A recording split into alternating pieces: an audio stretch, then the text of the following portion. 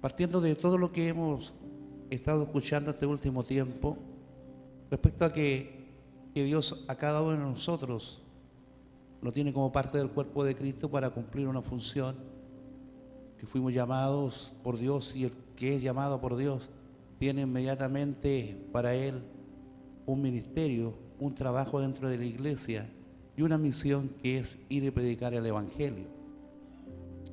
Pero ¿quién es que dirige esto? ¿Qué forma usa Dios para poder administrar y ordenar las personas que deben trabajar? Durante este último tiempo hemos establecido mensajes respecto a esto, a los dones, al talento, a los llamados de Dios, a lo que es el cuerpo de Cristo, qué es lo que hace Dios en nosotros, de qué forma trabaja, para que ninguno de nosotros pueda tener alguna excusa de decir: yo fui llamado simplemente para estar sentado en un lugar y no tengo mayor actividad que hacer dentro de la iglesia. El libro de Marcos capítulo 3, que vamos a usar como base, nos explica más o menos los propósitos por los cuales Dios llama a las personas. Necesitaba establecerse dentro de este mundo el mensaje del Evangelio, que es Cristo, y el establecimiento de la iglesia. Había que hacer un mandato para establecer la nueva vida que iban a tener aquellos que conocieran a Cristo. Terminaba el antiguo pacto, donde todo estaba basado en lo que pudiese hacer el hombre, y ahora se revelaba Cristo en el nuevo pacto, entendiendo que todo estaba de acuerdo a la obra del Señor, y los siervos del Señor que se entregaran por el señorío de Cristo iban a alcanzar tantas cosas para el crecimiento de la obra de Dios y el establecimiento del Evangelio. Marcos 13 es el inicio del ministerio. Jesucristo, antes de comenzar su ministerio en una forma masiva, llama a personas las cuales se iban a componer. Yo quiero a través de este mensaje de la elección de los 12 discípulos poder dar a entender a cada uno de nosotros que ninguno está fuera o desmarcado de lo que es el propósito del trabajo de Dios. Entender que hay un solo y gran propósito. No hay tantos propósitos ni una cantidad suficiente de propósitos. Hay un solo propósito que tiene Dios, y alcanzar al mundo para la salvación. Es el propósito único de Dios, y lo establece en pequeñas tareas establecidas para cada uno de nosotros, que muchas veces llamamos propósito. El gran propósito de Dios es salvar al mundo, y nos da diferentes actividades a nosotros para que este propósito único de Dios, de restablecer la comunión, la reconciliación de Dios con el hombre, tenga una efectividad. Quiero llevarlo al libro de Marcos capítulo 3, versículo 13 al 15. Si usted lo encuentra, lo ve, que se ponga en pie, lo vamos a leer en Reina Valera. Marcos 3, versículo 13 al 15. Y dice así: en el nombre del Padre, y del Hijo, y del Espíritu Santo. Después subió al monte y llamó así a los que él quiso, y vinieron a él, y estableció a 12 para que estuviesen con él y para enviarlos a predicar, y que tuviesen la autoridad para sanar enfermedades y para echar fuera demonios. La palabra de Dios es bendecida. Dios con nosotros. Puede tomar asiento. La Nueva Traducción Viviente lo dice de esta manera: tiempo después Jesús subió al monte y llamó a los que quería que lo acompañaran. Todos ellos se acercaron a él. Luego nombró a 12 de ellos y los llamó sus apóstoles. Ellos lo acompañarían y él los enviaría a predicar, y le daría autoridad para expulsar demonios y todo lo que en el nombre del Señor quisiesen hacer. Jesús escogió a 12 hombres, hombres comunes y corrientes, sin mayor preparación académica, sin estabilidades de carisma y personalidades quizás extraordinarias que pudiesen atraer a la gente. Simples personas que quizás muchas de ellas no eran ni siquiera conocidas, y que según el criterio de esa época eran personas sin un brillo especial ni personal. Ahí las personas que brillaban en ese tiempo eran los que estaban apegados al templo y a la religión, los que realizaban oficios como pescadores, agricultores y otros más. No eran considerados como personas que brillaban en la sociedad. Jesús miró a personas que para el mundo de esa época no tendrían ningún atractivo, no tenían una personalidad o un carisma que podría atraer a las demás personas hacia él.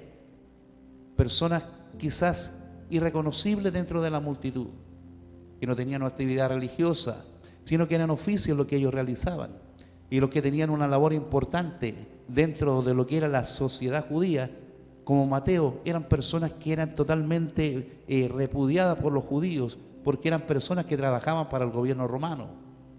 Ninguno de los que el Señor llamó y estableció tenía una cualidad. Hoy hemos entrado en un tiempo y quizás el manejo que tenemos ahora es de llamar a las personas calificadas, a las personas que tienen talento. Y esto nos da a entender que Jesucristo no se fija primeramente en eso. A los que llama el Señor son a los pequeños, a los humildes, porque a través de aquellos que no tienen sabiduría iba a establecer y avergonzar a los que creían saberlo todo. Jesús empieza a llamar a estas personas. Quizás podemos calificar a cada uno de ellos y ninguno de ellos tendría méritos para estar. Pero no los escogió al azar. Dice la palabra del Señor que esa noche Jesús estuvo toda la noche orando en el monte. Estuvo orando por Dios, para que Dios estableciera a los que Él tenía que llamar. No era algo que podía ser establecido por el deseo de las personas, sino que aquellos que iban a estar al lado de Jesús eran personas que Dios iba a llamar de acuerdo a su criterio, no de acuerdo con una calificación humana que pudiera decir, este merece estar ahí. Jesús oró al Padre y el Padre empezó con Él a establecer los que tenían que trabajar con Él. Nunca a través de la Biblia Dios le dio la facultad a un hombre para llamar a otro al servicio.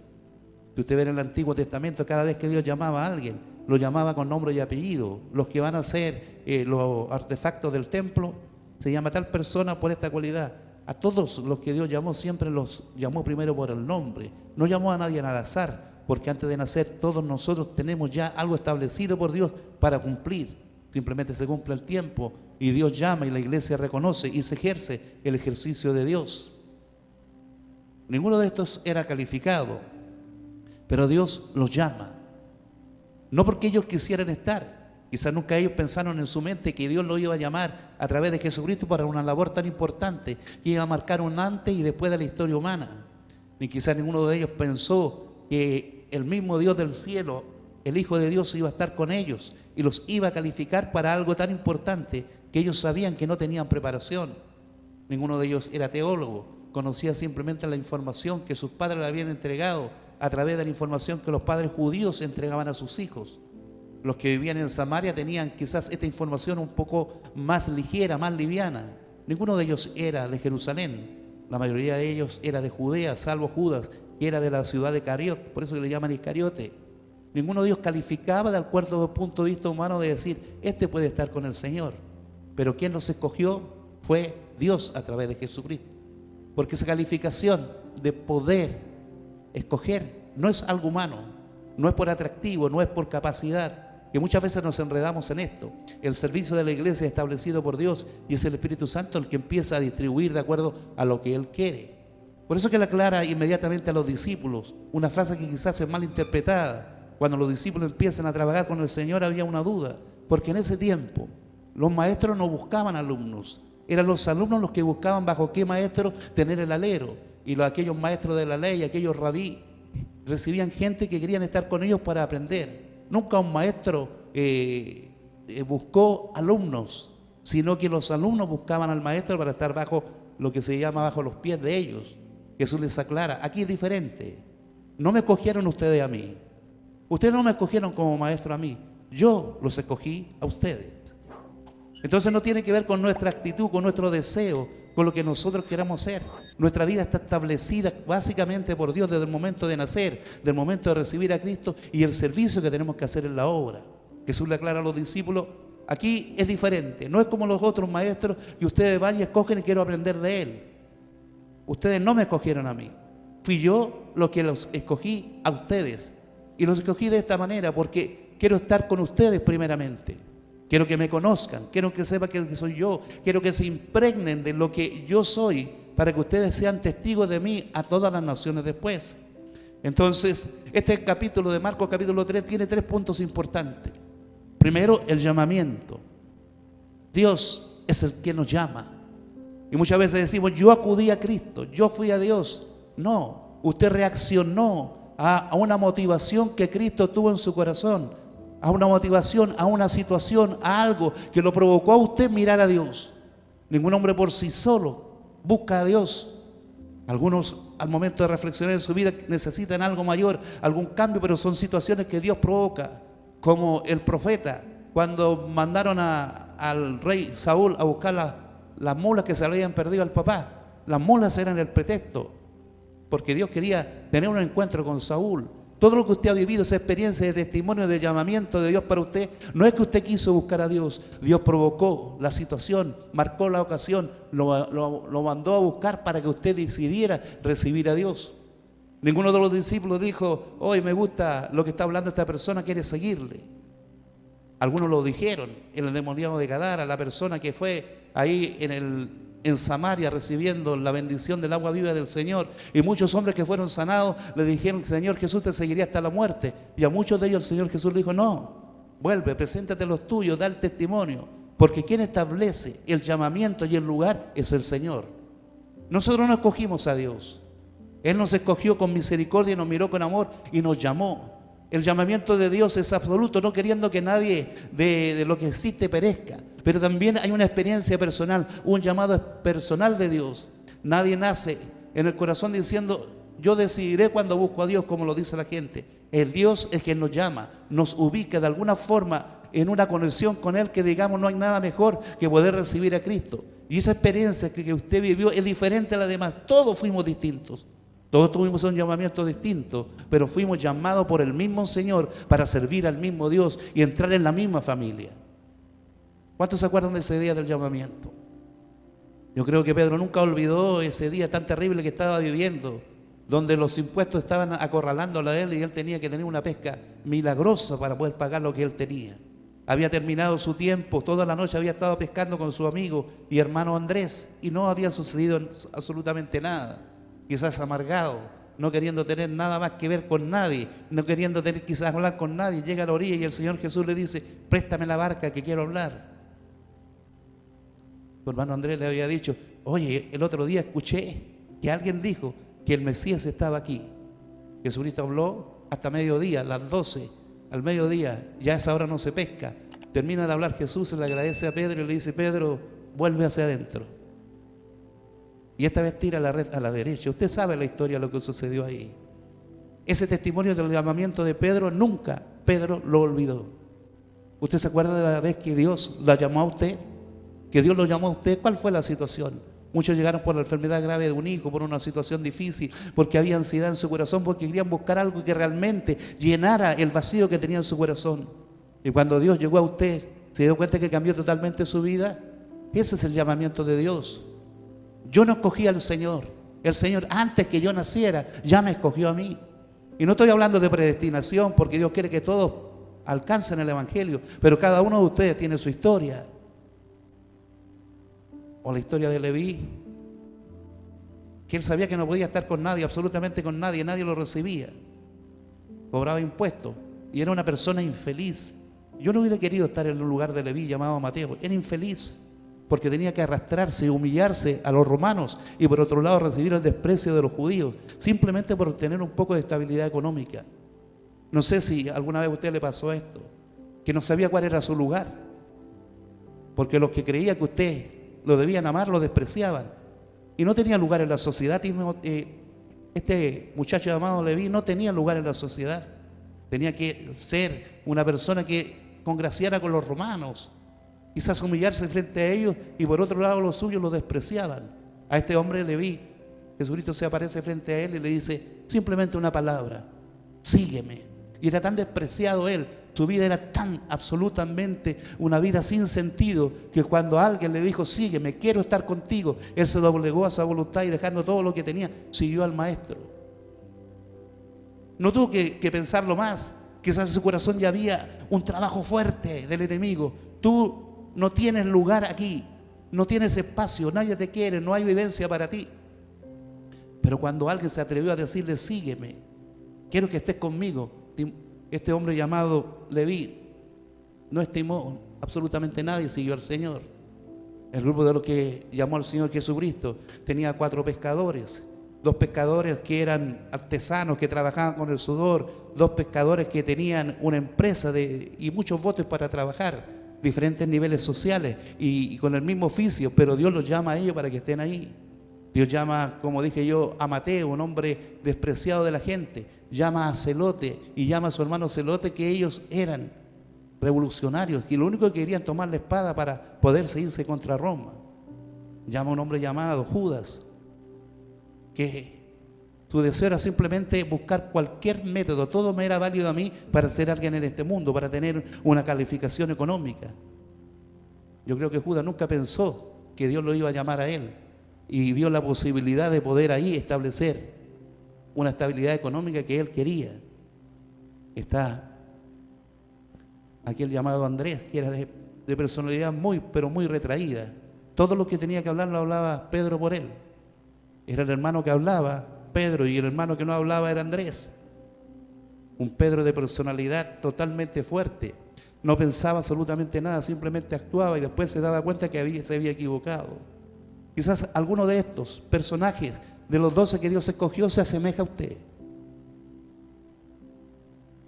A lo mejor usted tiene un temperamento melancólico como lo tenía Tomás o como lo tenía Andrés, o un temperamento sanguíneo como lo tenía Pedro, colérico.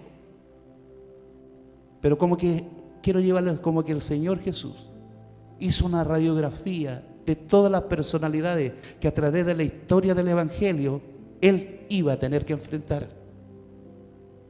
Y no creo que haya ninguno aquí que no se identifique con alguno de ellos. Usted puede decir, yo me parezco a Pedro, yo soy retraído como Andrés, a mí me tienen que comprobar las cosas como Tomás, o yo soy un hombre como, perdón, siempre me confundo Timoteo, como Leví, como Mateo, que realmente dice, yo no le importa absolutamente a nadie, pero Dios te llamó. Marcos capítulo 3 habla que Él, de acuerdo a lo que Él quiso, llamó a los que tenía que llamar. Y si usted está aquí, ¿sabe por qué? Es porque Dios lo quiso. ¿Cuántos dicen amén? Usted está aquí es porque Dios lo quiso. Yo nunca llamaría a Juanito, yo nunca llamaría a este de acá porque no tiene las capacidades ni las calificaciones que necesitan. Pero después de orar en el monte, Jesucristo supo a quién tenía que llamar. Y yo creo que a partir de esta base, hoy,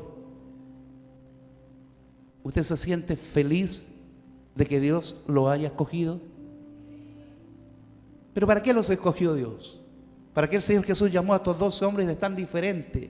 ¿Por qué se echó una carga tan complicada de personalidades tan diferentes? Porque Él sabía que tenía la capacidad de poder transformar estos caracteres. Y aquel Pedro que era impetuoso, después escribe las cartas de Pedro con mucho cariño. Que aquel Juan, que es igual a Santiago, que pedían que descendiera fuego del cielo, después de sus 3 cartas, el apóstol Juan dice, amados, mijitos, esto es el amor todo se vive en amor. Hay un antes y un después del llamado, pero dentro de este antes y después hay un proceso, que es lo que yo quiero hablar ahora. Primero tenemos que tener claro, con esta seguridad totalmente fija en nosotros, yo estoy aquí porque Dios puso sus ojos en mí y me llamó. Y yo no fui rebelde a ese llamado, aquí estoy. ¿Pero para qué me llamó el Señor?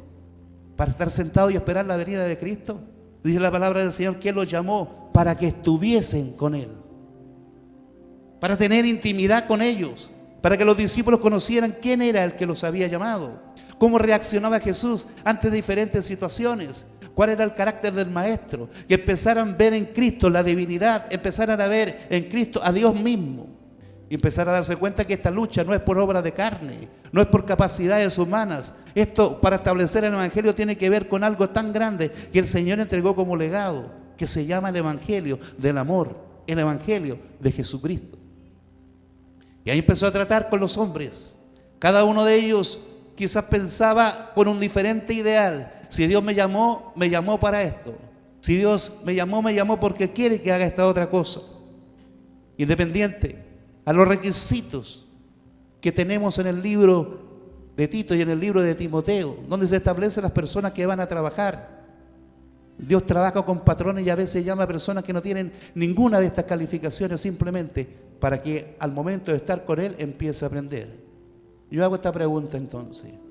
Usted está completamente seguro de que Dios lo llamó, y eso es algo que nunca usted puede quizás cuestionar. Dios lo llamó y está aquí. Y Él nos dice, yo no fui la persona que ustedes escogieron. Yo los escogí primero a ustedes. Él nos escogió primero. Aquí no hay una situación que humanamente usted diga establecer en su corazón, quiero ser cristiano. El quiero ser cristiano no nace si no hay un quebrantamiento en el corazón y una obra del Espíritu Santo. Nadie es cristiano por decisión. Todos llegamos a ser cristianos porque el Espíritu Santo quebrantó nuestros corazones y hubo arrepentimiento. Y dijimos, nosotros no somos capaces, necesito que Dios opere en mí. Eso descarta absolutamente que usted sea cristiano por decisión o por herencia. El cristiano es aquel que ha quebrantado su corazón, se ha arrepentido y ha recibido a Jesucristo como Señor y Salvador personal. Todos los que estamos aquí hemos sido llamados por Dios. ¿Pero para qué? Porque el Señor quiere estar con nosotros. Porque la única forma de impregnar en nosotros la vida de Cristo es teniendo comunión con nosotros. Entonces muchas veces eso lo dejamos de lado. No hay comunión, no hay relación con Dios. No permitimos que Dios a través del Espíritu Santo empiece a esculpir en nosotros la imagen de Cristo. Porque el apóstol Pablo lo dijo claramente, desde el momento que me convertí mi vida cambió, lo que yo creía que era mucho me di cuenta que no era nada, antes lo que el Señor me entregó. Ahora soy un siervo del Señor, preparado, conocido en todo lo que es la Torá, las leyes y las profecías. Pero lo que Dios me entregó a mí es tan importante que eso se toma como en segundo lugar, porque mi relación con Dios es lo más importante. Y dijo a tal punto que ya no vivo yo, ya no son aquella persona que exige lo que quiere. Ya no vivo yo, estoy totalmente gobernado por Dios. Ya no vivo yo porque Cristo vive en mí. Ellos tenían una desventaja en razón a nosotros. Ellos tenían a Jesús como presencial, que quizás nosotros decimos, uy, tremenda ventaja que tenían ellos que estaban con Jesús mismo ahí. Era una desventaja, porque ellos tenían a un Jesús visible que les hablaba. Pero después que Jesucristo venció la muerte, nuestro Jesucristo no está presente frente a nosotros. Nuestro Señor Jesucristo está dentro de nosotros, para poder trabajar desde adentro, esculpiendo su imagen en nosotros. Entonces el apóstol Pablo lo tenía tan claro que empezó a decir claramente, ya no vivo yo, Cristo vive en mí. Y si ustedes quieren ver a Cristo, véanme a mí, sean imitadores de mí como yo lo soy de Cristo. Eso está faltando en la iglesia de hoy. Y minimizamos el llamado de Dios y decimos, Dios me llamó, me acuerdo de la experiencia cuando Él me llamó, pero en la segunda etapa de tener esta comunión con Dios, Él no nos llamó para enviarnos inmediatamente. Se dedicó 2 años y medio a trabajar con ellos, a esculpir el carácter de Cristo en ellos. Los llamó para que estuviesen con Él.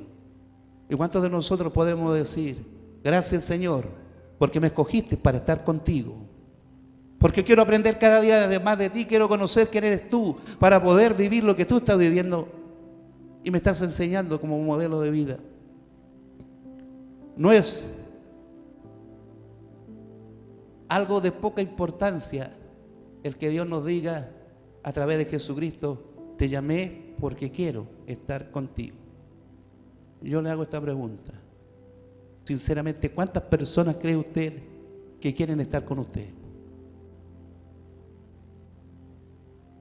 Su esposo, su esposa, y a veces déjame tranquilo un ratito. Sus hijos, ay mamá, déjame tranquilo. Hay condiciones para poder tener una comunión. Pero Jesucristo, pese a lo que nosotros somos, pese a lo que soy yo, Él quiere estar conmigo y está dentro de mí. Dice, venid a mí, ¿cómo estás? Acércate en plena certidumbre de fe. Estás enojado, estás enrabiado, no tienes ganas de hacer nada, tienes problemas, estás enfermo. El que viene a mí, yo no echo fuera.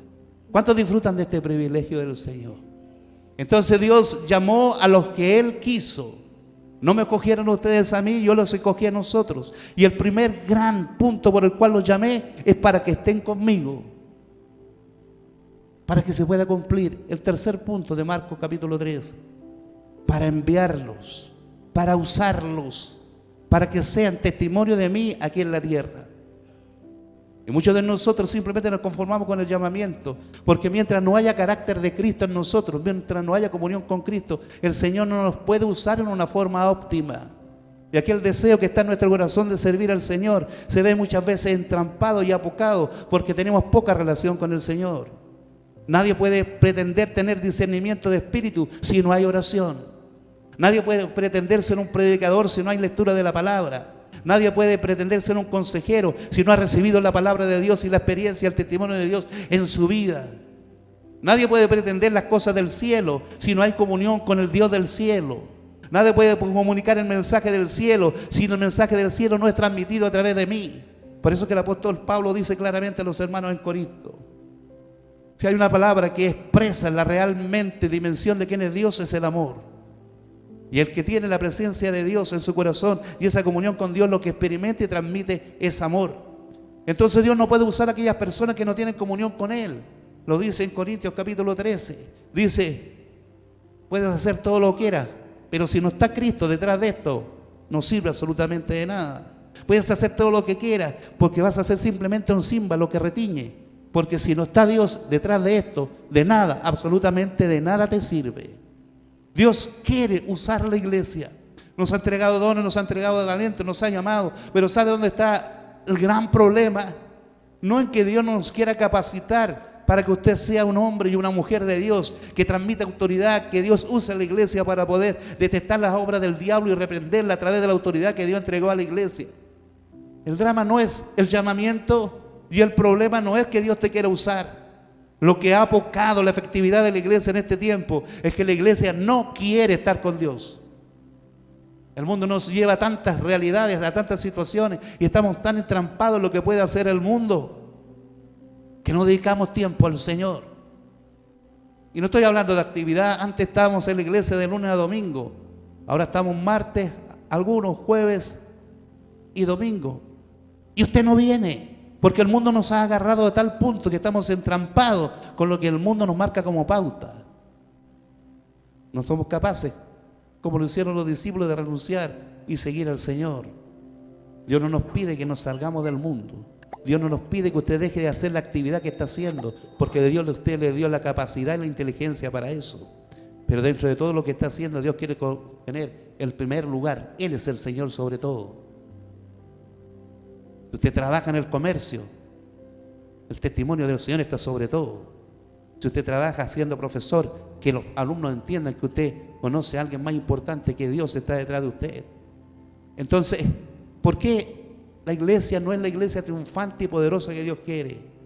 Simplemente por esto, porque hemos fallado en el segundo paso. La iglesia no está ansiosa, ni es prioridad tener tiempo con el Señor. Él nos llamó: gracias, Señor, porque me llamaste. Porque quizás yo era como Pedro, como Tomás, o quizás como el mismo Mateo. Y tú me llamaste, me escogiste porque no tenía ninguna calificación para entrar dentro de los que tú tenías que llamar. Por amor me llamaste. Pero en otra palabra, lo que está diciendo este mensaje: yo no te puedo usar con efectividad si no tienes relación conmigo, si no estás en comunión conmigo. Y ¿sabe lo que a mí más me sorprende? Que no se logre entender lo maravilloso que es tener comunión con Dios. Es como que algo que reservamos nosotros, hoy día sí, mañana no, quizás tal vez. Es como que fuera algo no de primera importancia. Y para nuestro Señor es de primera importancia, porque Él dijo: donde yo estoy, quiero que ustedes estén también. Yo quiero estar con ustedes. Entonces, como una voz que clama sin respuesta, el Espíritu Santo no nos deja estar ociosos, siempre nos va a llevar a una comunión con Dios. Es como que el Espíritu Santo dijera: oye, quiero estar contigo, dame un espacio. Yo te llamé para usarte, pero entre ese llamarte y usarte tiene que haber comunión. ¿Cuándo fue la última vez que le dijiste: papito, quiero estar contigo? ¿Cuándo fue la última vez que tu corazón dijo fuertemente: necesito un tiempo con el Señor? Enfrentamos, luchamos, peleamos contra todo lo que el adversario nos da, siendo que claramente el Señor nos dijo: enciérrate en tu cuarto, ten comunión conmigo, y lo que tú y yo conversemos en lo secreto, Dios lo testificará en público. ¿Qué es lo que quiso decir el Señor? Yo te quiero usar, pero primero quiero el cuarto secreto contigo, quiero tener comunión. Y todo lo que nosotros conversemos de la forma que pueda fortalecerte será testimonio, porque yo te voy a usar. Dios usa a aquellos que están primero en el cuarto secreto. Dios ocupa a aquellos que están en comunión con Dios. Y como no entendemos eso, y espero que aquí nunca suceda, empiezan los pleitos. Yo tengo que estar en el lugar de Él. Yo canto mejor que Él, yo predico mejor que Él. ¿Por qué Él está ahí? ¿Por qué nos saltamos del llamamiento a ser usados por el Señor, pasando por alto lo más importante, que Dios quiere estar contigo? ¿Cuántos se sienten privilegiados de eso? Yo no sé cómo explicarlo, pero no logro entender que la gente no quiera estar con Dios. No logro entender aquellos cristianos que recibieron a Cristo que no quieren estar con Dios. Si Dios es lo más grande que puede existir. Me puse en el computador a ver la cantidad de planetas que hay en el universo. Nosotros conocemos medianamente la Luna, pero me puse a ver y la cantidad de planetas que se multiplican en el mundo, la cantidad de sistemas solares, ni la arena del mar lo alcanza. Hay más planetas que arena. ¿Se ha imaginado usted eso? Y dice que Dios llena todo el universo. Entonces aquello tan grande, el creador de todo, que nos diga: quiero estar contigo simplemente porque eres mi creación principal, eres lo que yo amo, quiere estar con nosotros, y nosotros lo despreciamos. Termino con esto para darme a entender. Dios, siendo Dios, quiere estar con nosotros, pero no como una forma protocolar. Tengo que estar con Él, tengo que estar con ella para que esto funcione. Así lo pensamos nosotros. Para que esto funcione tengo que estar con Él, como una fórmula, como algo protocolar, que Dios lo pensara así. Tengo que estar contigo para que el Evangelio funcione. Dios no está ni quiere estar contigo como algo protocolar. Dios quiere estar simplemente conmigo porque me ama. ¿Cuántos sienten que Dios le ama? Simplemente porque me ama, quiere estar conmigo. Entonces, cuando pensamos y decimos: me toca predicar el próximo domingo, así que voy a estar con el Señor, no es el sentido. Eso es la añadidura, lo que Dios te va a testificar en público. Queremos estar con Dios porque Él nos amó y que sentimos que al estar cerca de Él, ese espacio es tan hermoso que no lo podemos describir.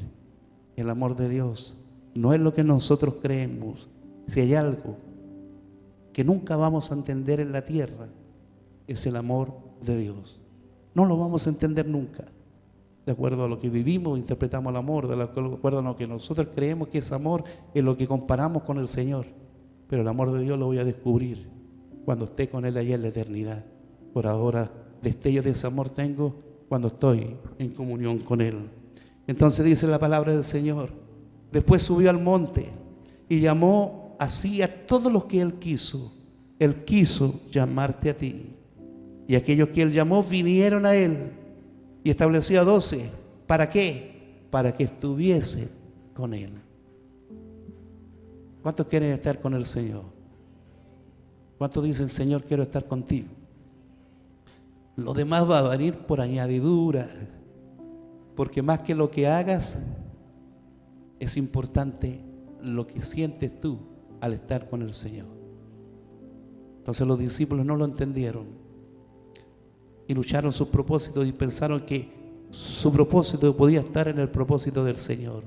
Y el propósito de Dios es uno, solamente uno: reconciliar al hombre con Dios, y nos usa a nosotros en diferentes tareas. Se le cayó el propósito a Pedro. No era lo que yo creía. Los celotes dijeron: nunca tomó espada. Mateo pensó, dijo: volveré a la misma, al desprecio y a volver a humillarme con los romanos.